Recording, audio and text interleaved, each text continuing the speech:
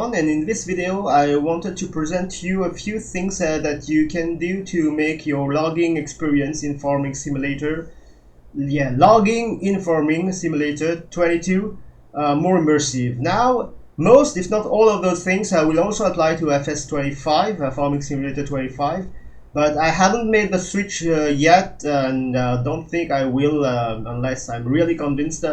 But from now on, I'm only going to refer to FS22, and like I said, it might also work. You have to test it for yourself, and I believe all the things I'm using are also available for FS25. And the two main things are going to be FDR Logging Mods and Wood Harvester controls. All the other things I'm going to talk about in this video are going to be devices like joysticks, pedals, TrackIR, and that kind of thing.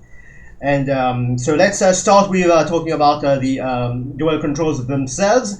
I'm using dual joysticks, and if you're not using dual joysticks, then maybe most of this video is not going to be relevant to you.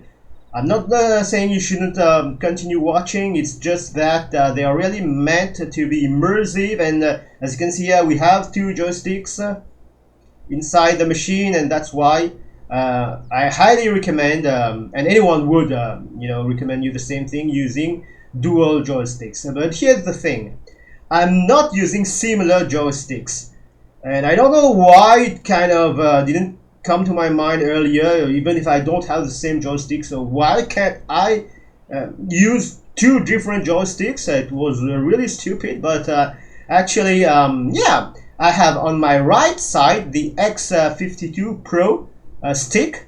It's a HOTAS. I'm using the stick part on the right, and on the left it's 20 years plus Extreme 3D Pro, still working and still fine. And you saw that little demonstration at the beginning. If I didn't tell you one of them was the Extreme 3D Pro, a dissimilar joystick compared to the X52 Pro, you wouldn't have known. So it's really just use whatever joysticks you have, as long as you have two of them.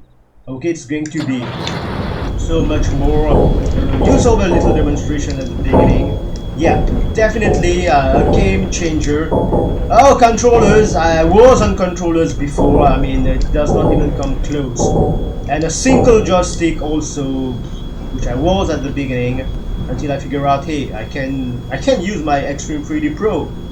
I don't necessarily have to get another X52 Pro in my case. But if you don't have dual joysticks yet, and you're planning to get them, I will highly recommend getting the same of both. Now, the Extreme 3D Pro is not meant to be used with the left hand. It's designed as a right hand joystick, but I have absolutely no problem using it with my left hand. However, I have to point out that I'm left-handed. I don't know if it makes a difference. Maybe any person, right-handed or left-handed, can use the joystick with their left hand, as long as the controls in those machines are concerned. Maybe for other things they won't, but I have absolutely no problem using this joystick with my left hand, so you can give it a try. And if you are on a budget, actually that's what I'm planning to do, because my Logitech is 20 plus years old.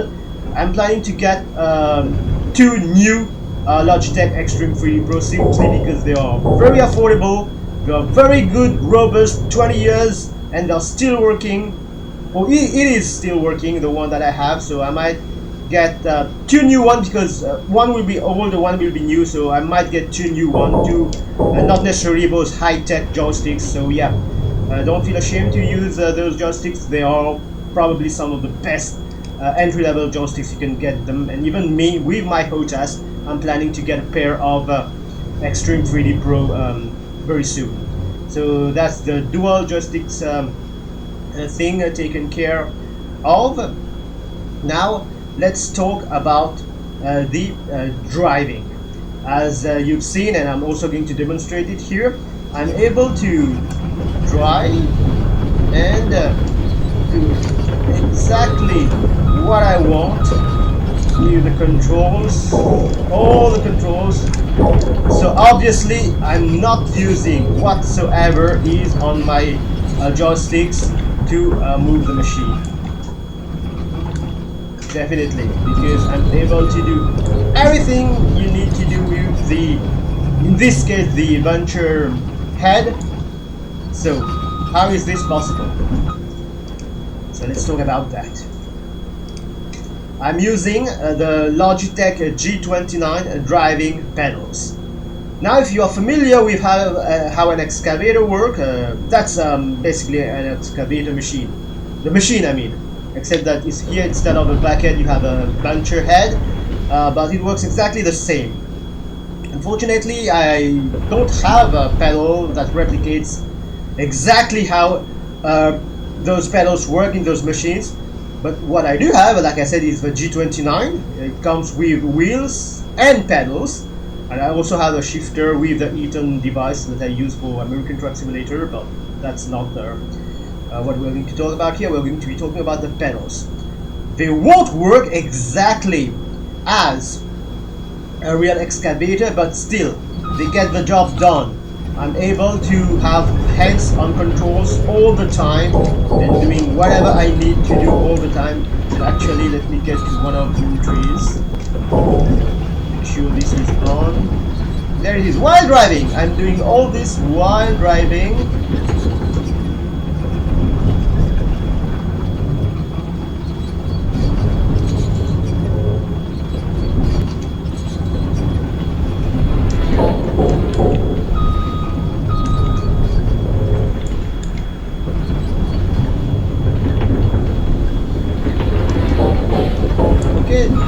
All this while driving and still controlling and everything. So how am I able to do this? And I'm already demonstrating something I will be talking about in a moment.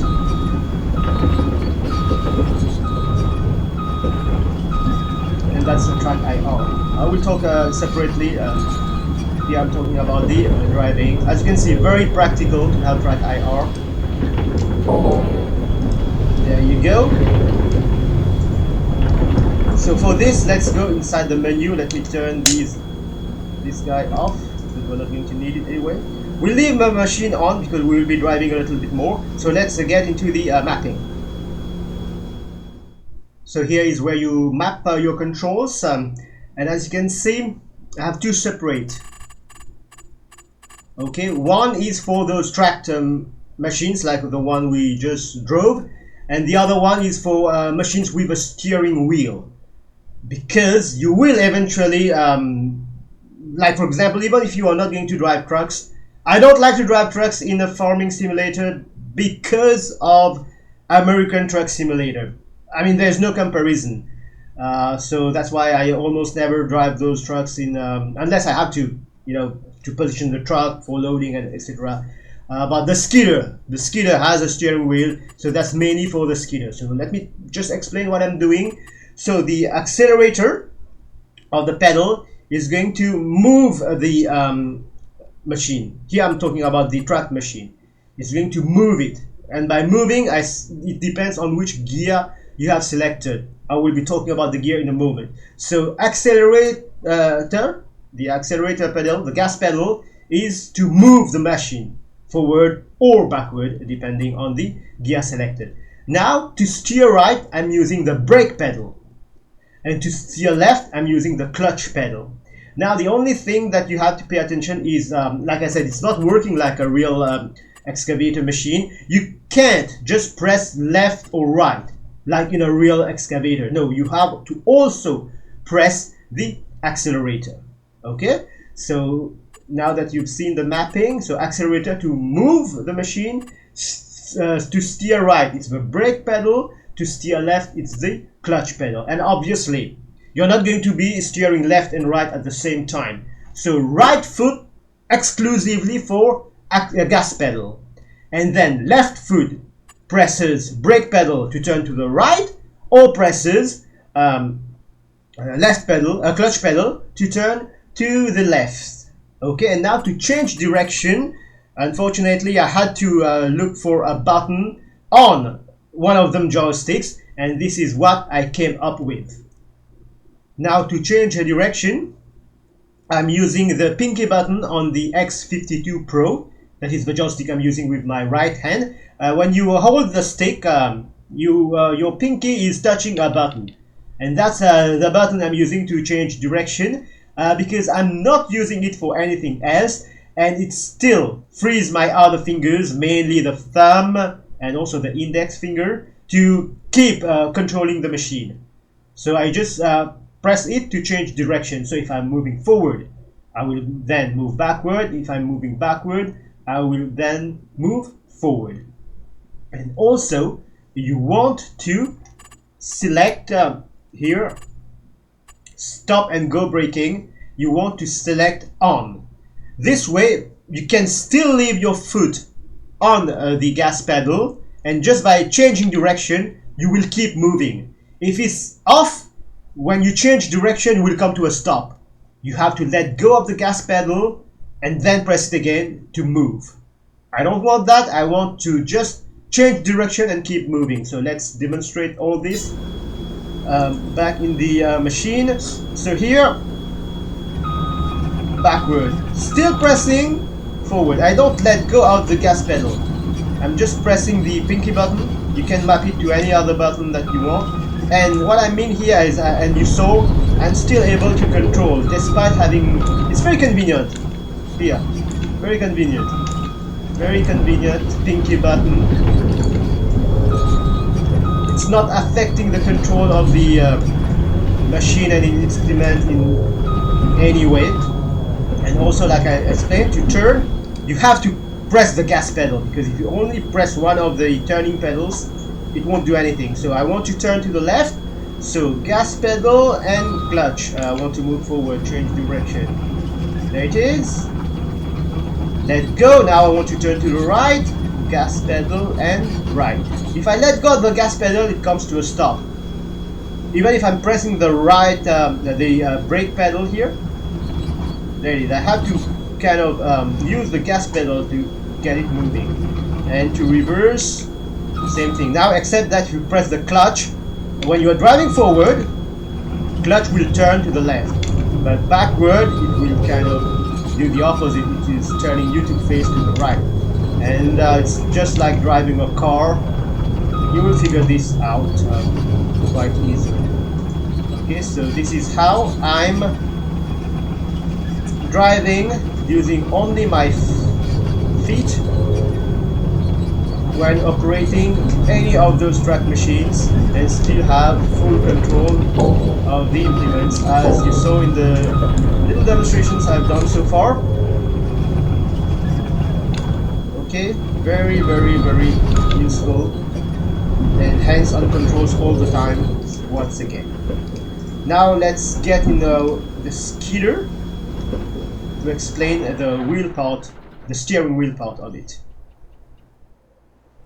Now, if you're using one of the skidders like this, where you have a kind of a steering wheel, and also when driving machines like trucks, which I will also demonstrate, I like to use the steering wheel of the G29 rather than the pedals for that purpose. So here, I've already demonstrated it's like the the steering wheel, like you're driving a car. Okay, except that this time I'm able to use only the gas pedal, okay, to drive forward and turn, as you can see, very smoothly, like driving a car like this, smoothly. And I can, as you can see, I did not come to a stop. I kind of slowed down to a stop, but did not brake, and I can reverse. Okay. So driving forward and backward taken care of, turning left and right taken care of. But how about braking? So what I had to do, and let's go back to the mapping here. So there was gamepad. There it is. As you can see, this is the steering wheel. So I turn my steering wheel to the right, of course, to steer right. I turn the steering wheel to the left to turn left. But since my brake pedal is already mapped here to turn the tracked machines to the right, I can't use the brake pedal to brake. So what I did is on the Logitech Extreme 3D, you have that that slider that is used to as most of the time as a thruster. You know, on the Extreme 3D Pro. If you know how Extreme 3D Pro is, you know which one I'm talking about. And it's an axis, and that's what I'm using to, you know, be able to brake those machines properly.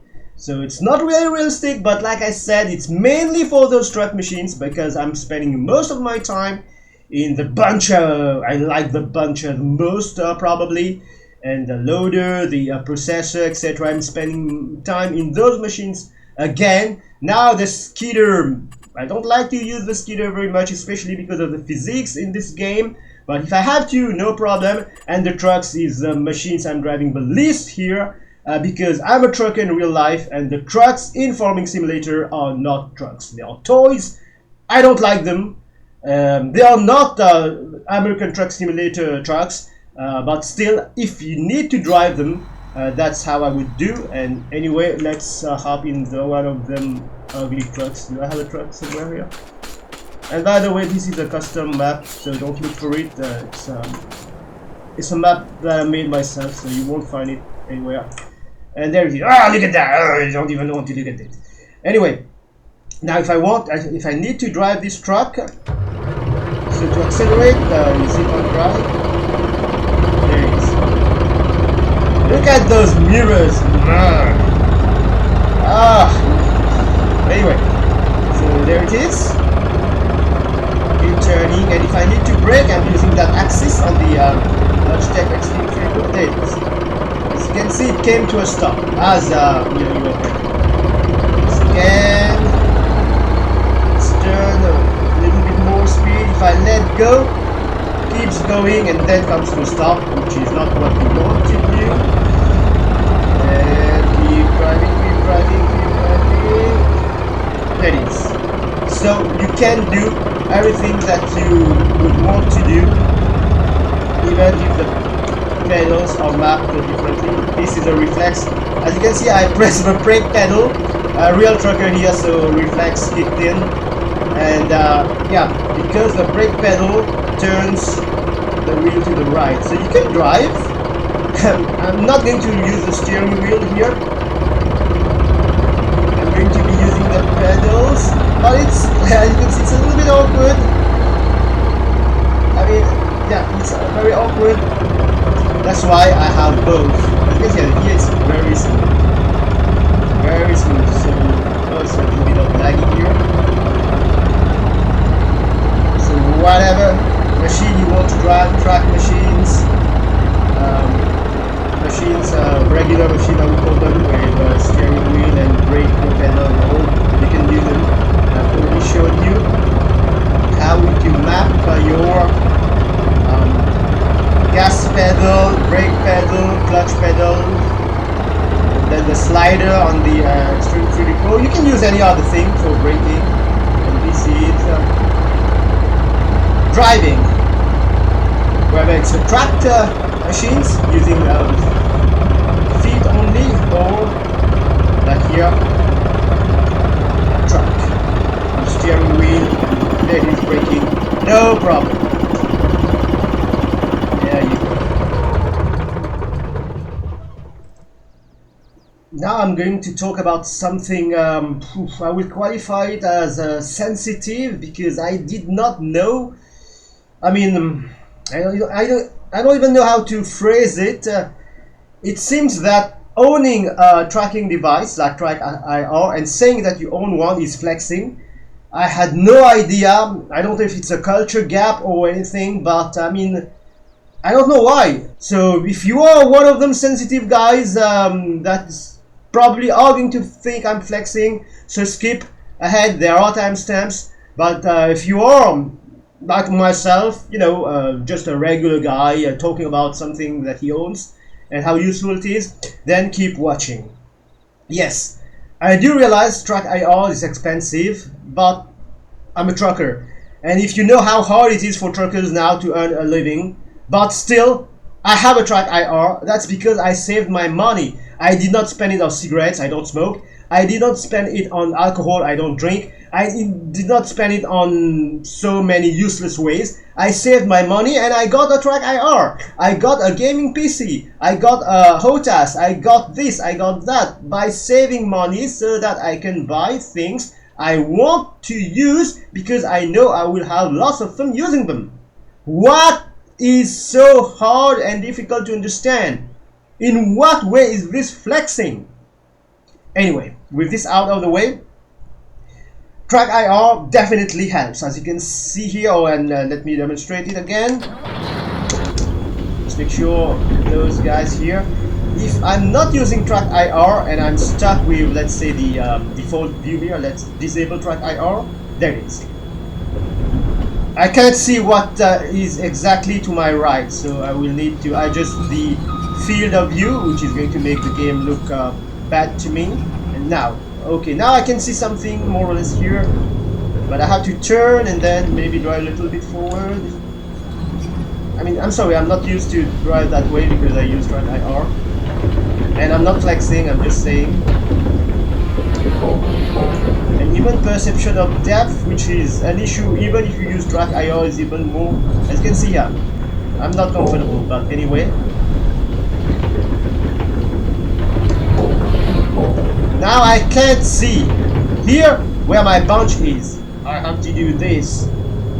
Oh, it's there, and then do this. Now I can't see my tracks. So if I drive, where am I going to go? Oh, I'm going over there because my tracks are pointing there. Okay, so now let's enable TrackIR. So already I was there, much easier time. Okay, to see around me, trees and all. Okay, let's try to get that fella. There, come again. Okay, now I will need to bunch. I won't bunch that early, but okay, I still. Oh, there's my bunch. There's my track. Oh, there's my track. So there it is. Making sure I'm not hitting anything with the head. And position myself properly. There it is. Got my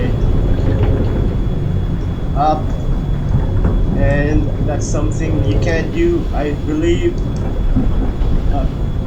that realistically without TrackIR. And like I said, you can map maybe the mouse or the hat switch or whatever.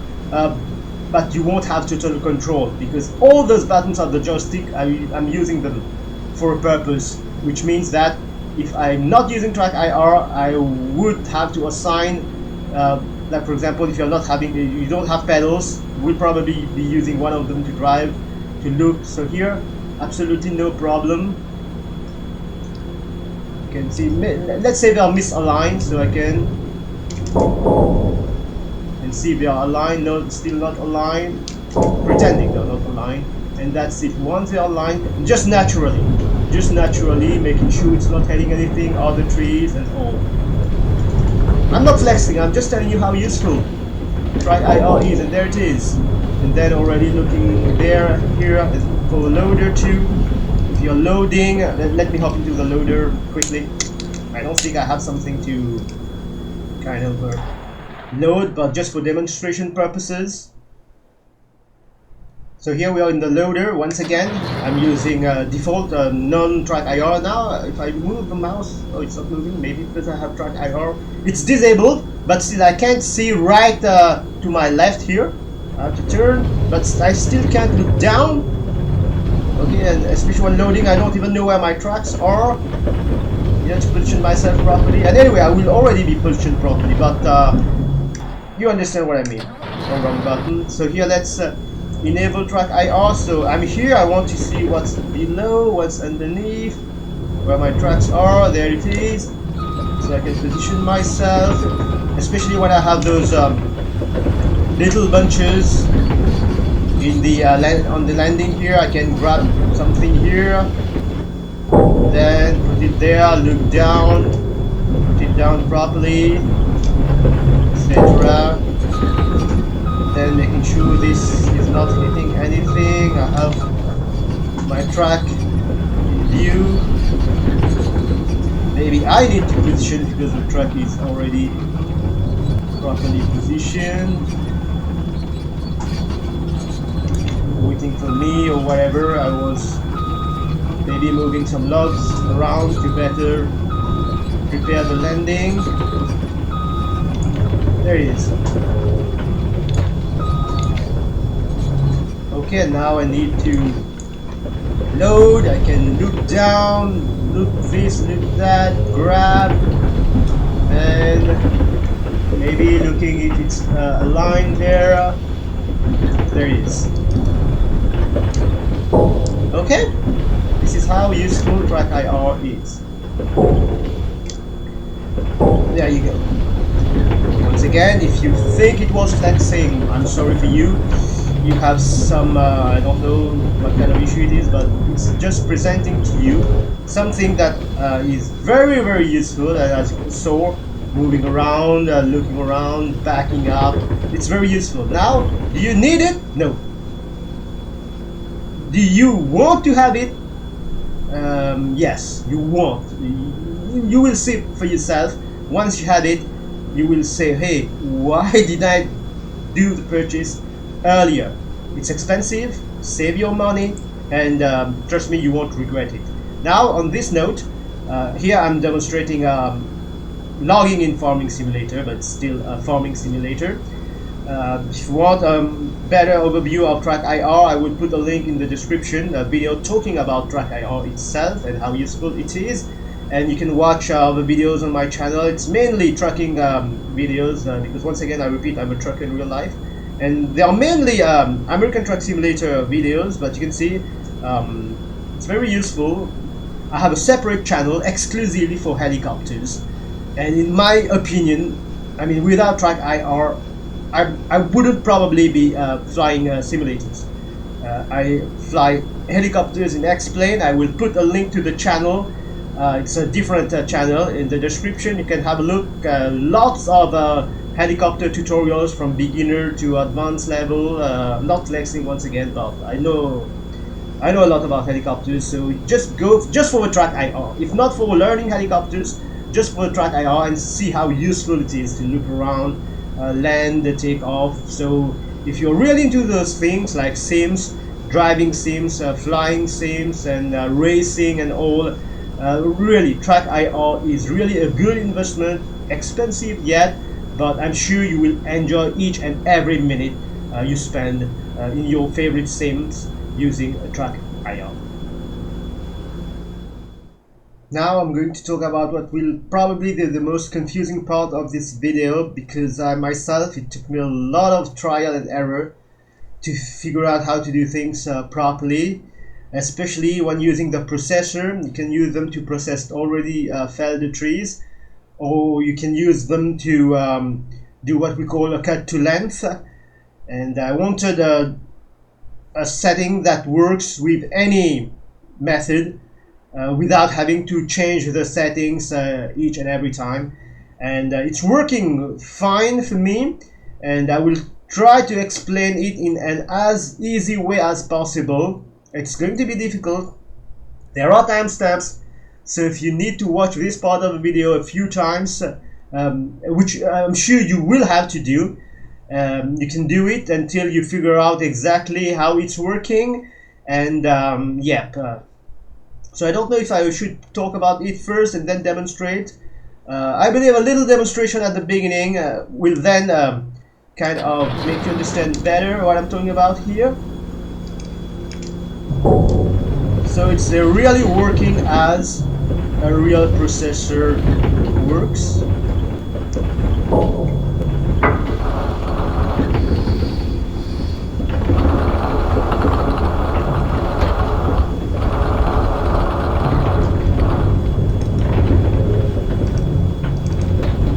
So it's not a demonstration on how to process that, because I'm not doing things exactly as I would. Oops, wrong lens. Okay, once again, it's the wrong lens. Okay, whatever you want to do, however you have programmed it, it's doing its stuff. Okay, so let's go for the 5 meters, 6 meters, 5 meters. Okay, whatever you want to do, it's working. And then good. Okay, now you want to pick something, whatever. Like a reel, you want to drop it for whatever reason. There it is. You want to pick it up again, move it elsewhere. There you go.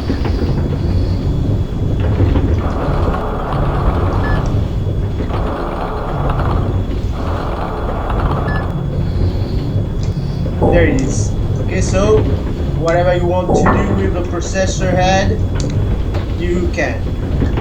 So the key here is to know what you need to assign to the FDR part and what you need to do for the wood harvester controls part.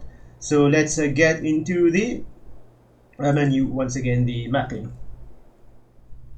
Now when you get to the controls, it's completely down. Now I don't know if you have other mods that will be different, but you have the wood harvester controls and the FDR inputs. Okay, so as you can see, there are some blank spaces here, and there are some blank spaces here too, and there are things that I'm not using. So the key here is to know what to use on the wood harvester control part and what to use on the FDR part. Okay, so let's cover the FDR inputs first. Now, most of those things, if not, yeah, most of those things are going to affect all the machines, because we are talking about swinging the cab right, left, the boom, there's the big part that is attached to the machine, up, down, and then the arm. The arm is the one that is completely in front and where the implement is attached. It can be grapple or whatever. So all those things here are of course assigned to the FDR part. Tilt in, out, rotate, etc. Now claw, open and close. Just for these two guys here, pay attention to this. It's button 4 on the X52 to open and 5 to close. For example, on the feather buncher, it's going to correspond to the grabbers, and second claw is going to be the connectors. Okay, and then blade is the on the skidder you have a front blade, just up and down. Processor body, raise, lower, etc. Processor roller, this time the roller, open, close, and then the processor saw, raise and lower. So we've covered a few things here. Let's get back into the machine and what we're talking about. So you need to turn it on. Okay, can you see it? Maybe if I turn this way. The knives, that's what the claw was, button 4 and button 5. And I want to open it a little bit, fully open, close it a little bit, close it. Okay, full control. And those guys are the rollers. Once again, you can open, close as much as you want. And this part here is true for all the machines. Like here, the arm and boom and rotate. That's same as any other machine. Swing cap to the left, swing cap to the right. Get tilt and then run saw. Okay, I'm controlling the saw. And you can set these things up by the way. Let's close this and let's continue. For the wood harvester control part there. And like I said, lots of trial and error until I could figure out how to make it work in a realistic way. Now, run saw cut. I have a button map, but I'm not using it. I could go ahead and delete it, but I'm not going to touch anything. I'm just saying, telling you, even if you see something here, I'm not using it. Or maybe in one of those European style machines, probably that's why maybe I assigned a button here. But anyway, I'm not using this. I'm running the saw manually down like here. Processor, lower, raise. That's what I'm using to cut the trees. And we will go back to a demonstration after. So here, this one, forget. And this was what I was talking about. You remember button 4 and button 5 on the X52 Pro? I find that if I map the same button for open head and close head, it works. For some reason it works. If I leave this blank, it does not work properly or not as I would want to, but it works. But I have to also assign a button to open, close head, grab and drop tree. I will demonstrate this one after. I don't use it every time, but if I need to, I have this option. Otherwise, I'm just closing the head or the knives and the rollers to grab the tree and opening to drop. I will explain this later. And now manual feed tree, forward, backward. If you go to the FDR part, that's what we left blank. Okay, because I'm using the wood harvester control part. Once again, lots of trial and error to find out what works. So manual feed tree forward and backward, and you have their slow version. All is done in the wood harvester controls part. So when you saw me moving the tree back and forth, that was the controls I was using. Okay, and feed cut of the automatic program. Once again, I don't use the automatic program very often, and I don't even remember what the button 21 corresponds to because I'm using a different method. And once again, tilt up head, tilt down head. I have it exactly the same way here. I don't think we have a tilt head up the head only. I don't think we have it in the FDR part. Let's look for head, blade, processor body. There it is. Processor body raised, processor body lowered. I've assigned exactly the same button. Okay, in this case, Logitech Extreme 3D up and down, the hat switch. Exactly the same here. And it works. Because if I change something, sometimes it works, sometimes it doesn't. So watch this part once again as many times as you need. So these guys have been mapped, open head and close head, exactly as the FDR part, and tilt head up and down. They have also been mapped exactly as the FDR part. And that's the presets. When I was selecting a long, short, 5 meters, 6 meters, that's the preset. Once again, you can choose any. As for anything else here, you can choose whatever button you want. It's not about the mapping, it's about what to map in FDR section and what to map in wood harvester section. And as you saw, it works. So once again, I'm just going to go over it very quickly. So this one I'm not using. I don't remember why I even assigned a button here, but I'm not going to delete anything. So open head and close head, I map it the same as FDR. And then this one here, any button, separate, nothing to do with FDR, any separate button. In this case, it's the what is labeled as A button on the X52, but here it's writing number 3. And then manual feed forward, backward, and then slow. Still wood harvester control part, automatic feed. Once again, I don't use. Tilt head up, down, and then preset. Okay, you can watch this part as many times and even try to remember what the button. If you want, I can do a separate video on how I'm using, but remember I'm using dissimilar joysticks. And then the FDR part, it's for the machine itself.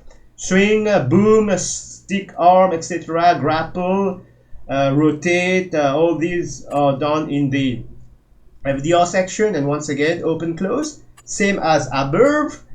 And body, raise and lower, same as above. Processor roller, it's just to open and close. It's not to move forward and backward, just to open and close. In the FDR section, the roller forward, backward, not in the FDR section, in the wood harvester section as we already saw. And the processor, blade, to raise and lower the blade. Okay, now if you've done at least this part, because there's another part that we are going to talk about, you should be okay as far as key bindings is concerned. Now let's talk about the setting up the header of the processor, the head of the processor. Now to access the settings, you need to turn the head on. Not only the machine, you need to turn the head also on. And then by default, it's the Y key. Once again, you can press any button, you can assign any button, and there it is. Now each time you buy a new processor head, you have to set it up.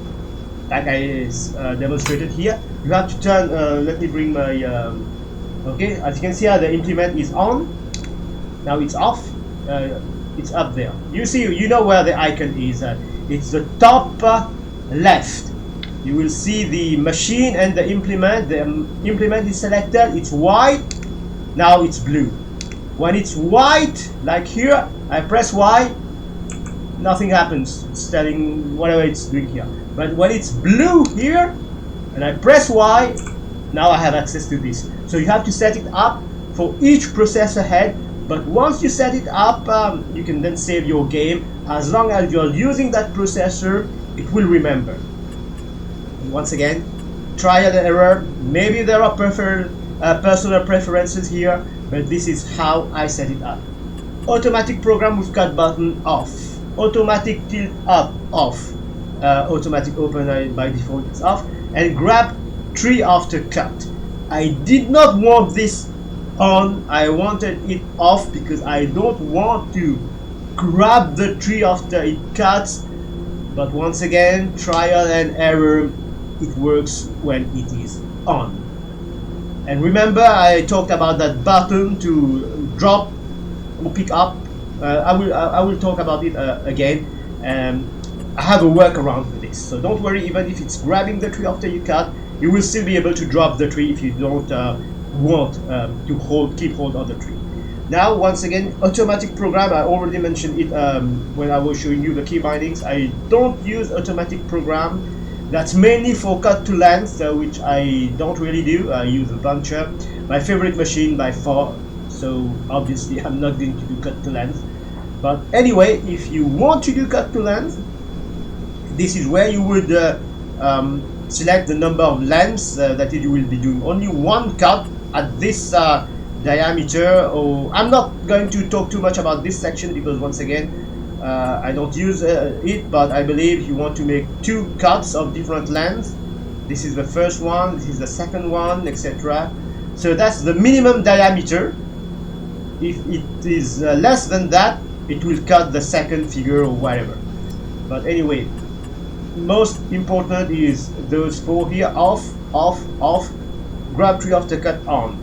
You can play around with the automatic program. It's just how a program works. Okay, now still automatic program, single press for feeding, because to feed the tree you still somehow need the automatic program section. That's why I'm also changing the settings here. Falling cut off, backing cut off, automatic program with close button off, automatic feed after cut off. Okay, because otherwise every time you cut, it's going to automatically feed. Even if you are not using automatic program like I just did before, I still need to set it this way. And once you understand how all these things work, you will be able to fine-tune it to your liking. Now, rotator mode fixed. Now there is also an experimental, but I find that fixed works very fine for me, even with the bigger trees. What it does is when you have a tree in the processor head, you can rotate the head with the tree. Of course, you will have to balance the tree so that you can then easily rotate the tree. Now, saw manual, like I said, I'm running the saw manually myself, and here is the preset when I was selecting the big, the small, etc. So you can change. Now the way I have mapped my button for this, it's only one button for preset 1 and 2, only a different button for 3 and 4. Okay, Maybe I should go back to the key bindings, but what I'm saying, it's only one button for these two, is when you press the button once, it's going to read this figure. You press the same button twice, it's going to read this figure. Okay, so here, preset 3, it's one button, let's call it button A. Button A, you press once, it's going to cut to this length, it's actually 13 meters. And button A still, but instead of single press, you double press, it's going to select this one. Because I'm cutting mostly 13 meters and 6 meters, 13 and 6, I can assign it to, like here, 5 meters. Here I can assign it to you have to put in centimeters, 100, and then maybe this one, because I find that the 500s, they fit better in the bunk, and 4 meters, do I want 4 meters? Yep. Now the way I set it is, as you can see, one press of the button is always going to give me the longer one. Like here, one press is going to give me 12 meters. Double press of the same button is going to give me the shorter version, that is 5 meters. Repeat length preset off. Once again, you can play around. And then breaking distance, I believe it's default, 100 and on. And the feeding speed, this is where you can change how fast or slow when feeding. You remember we saw that you can feed the tree fast and you can feed it slow. This is where you select. I leave it on default. Now tilt down on felling cut, I have it on off. Tilt up, once again on off. Max tilt angle, by default it's 95, but I have also tried 135 is a realistic tilt angle, it works, but I'll leave it on 95, it's working. And here, register found sounds on, and remove logs smaller than. This is very important if you have especially lag and stutter, because what it's going to do is when you cut the trees and at the end you have that small part, if you leave it on the ground, you will end up having lots of those small parts lying all around, and I don't want that because I'm not going to use them. So here you are telling them in centimeters, that is 250 centimeters, it's going to be 2.5 meters. If that little part that is left is 2.5 or less, it will delete it, it will remove it, you won't even see it on the map. Okay, so this is, once again, you can watch this part as many times as you want, and it's working for me. Now let's go back to a little demonstration.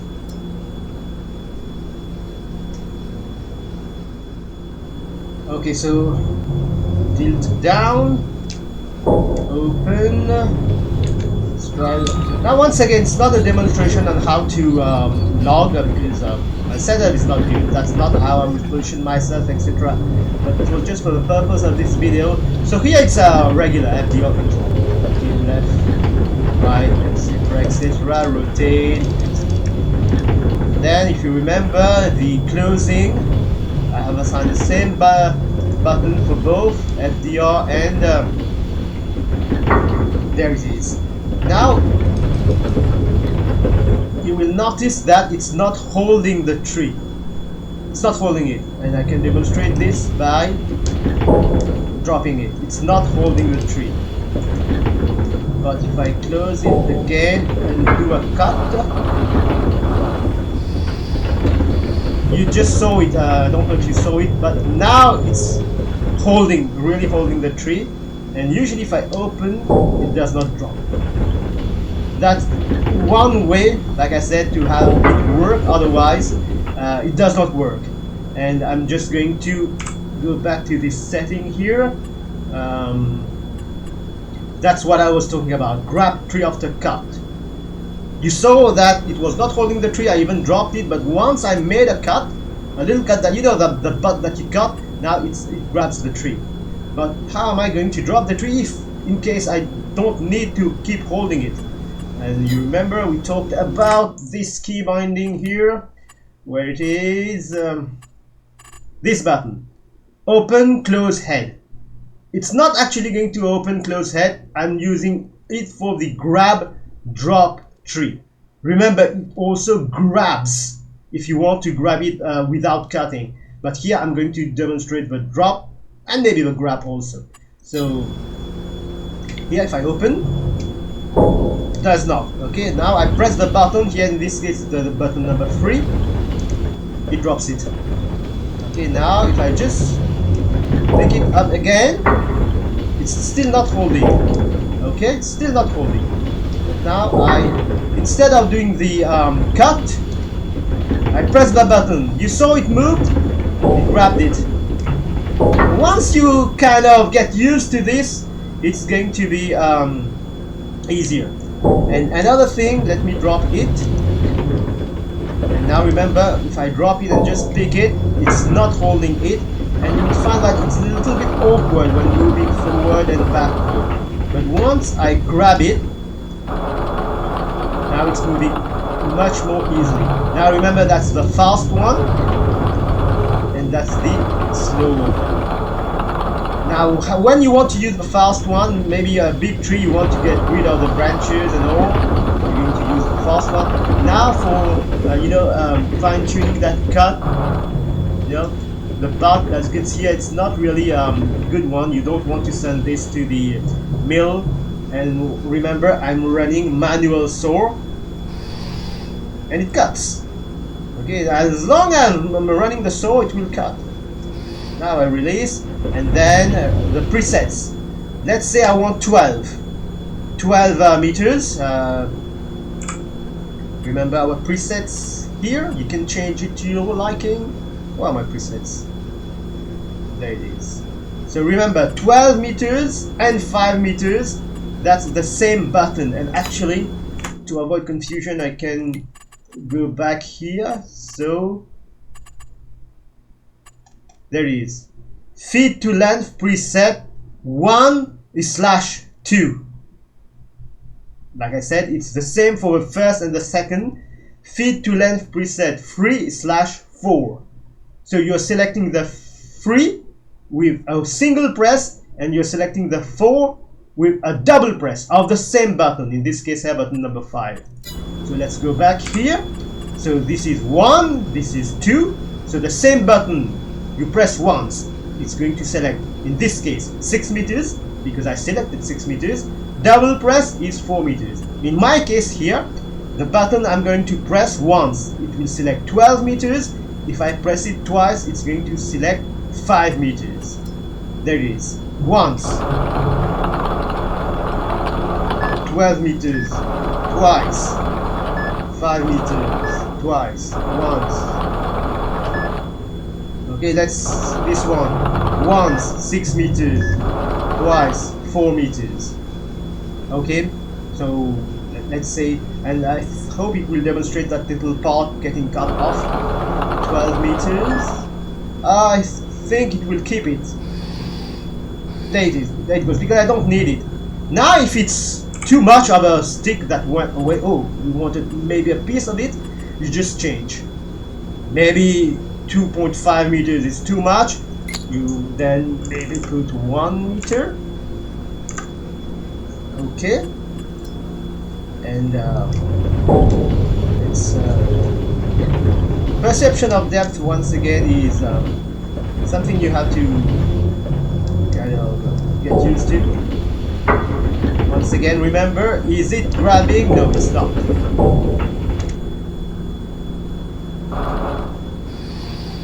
Now it grabs. Okay, when you do the cut, it grabs. So you can either manually grab it or just do the cut, because you're going to do the cut anyway. So let's do another 12 meters. And usually here it should keep that part. Oh, it's still... Did you... Was it smaller than 1? Or maybe the diameter anyway. Anyway, for me it works fine. Maybe this... Anyway, you get the idea. As long as it's too small, it we remove it, and it works fine for me. I don't want to have all those small parts lying around. So what do I need to talk about that I didn't? As far as the processor and wood harvester control, an FDR machine is concerned, once again, perception of depth.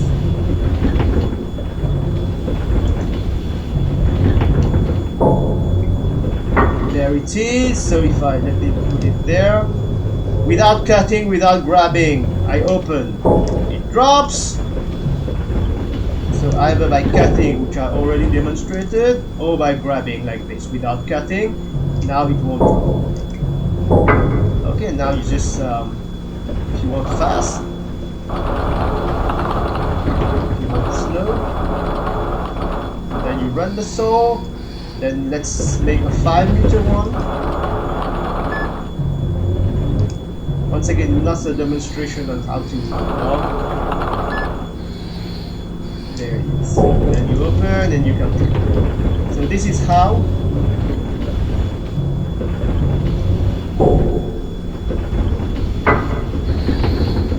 you can use both FDR machines and wood harvester controls properly. Okay, now since I think some of you will do cut to length, let me, without changing the setting, and actually I'm not even going to edit, I'm going to do it straight from this so that you can see I'm not changing anything. I'm just going to cut which one anymore. Let's go there. Without changing, as you can see, I haven't off the record change any setting whatsoever. In case you want to do cut to length, same setting, same everything. But remember, I don't do cut to length, so my technique here might not be as you would do in real life, but that's not the purpose of this section of the video, is to demonstrate that without changing anything. Once again, perception of depth, close. No, I wanted to go up and down, but anyway, so cut, and I'm manually tilting. Now maybe it's going to get some trees there. Anyway, like I said, and then the same thing. If you want 12 meters, same thing, without changing anything.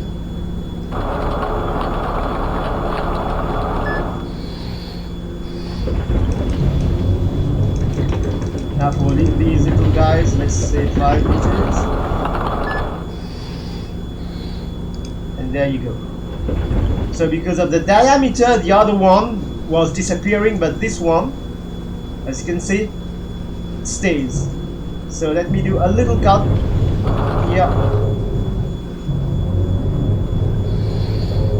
This part stays, but the thinner one disappears.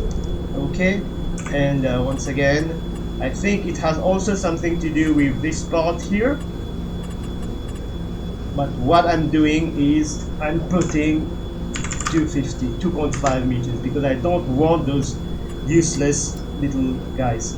So once again, I'm not really familiar with cut to length, how to position and all. Maybe that's why the tree was, or maybe let me do it this way.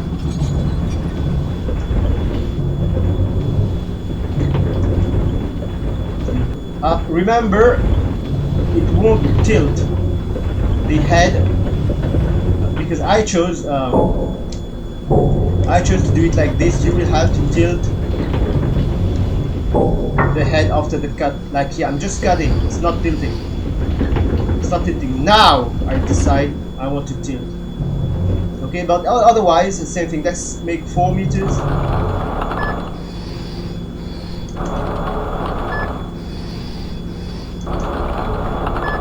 And I believe in this case is when you want to use the automatic cut program so that it will select by itself based on the diameter. But this is something like if I want to get rid of that part here completely,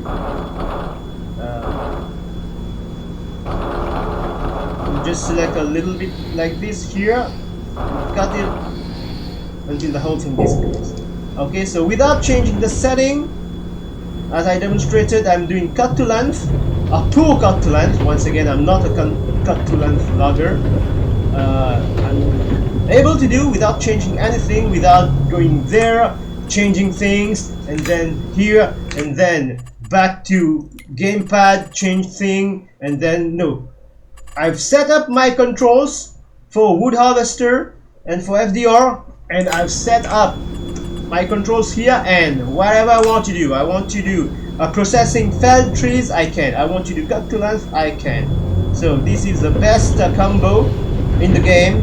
FDR machines with wood harvester control.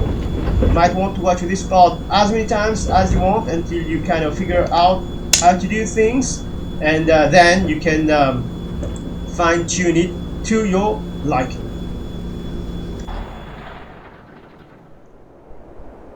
There it is, a few things you can incorporate into your logging sessions in FS22 using FDR machines and wood harvester control, along with dual joysticks, driving wheel, and especially the pedals. You can you know, skip the steering wheel part and concentrate only on the pedals part. I've already explained how to drive those tractor machines using only the pedals. It frees your hand so that you don't have to use your fingers you know, to drive the machine.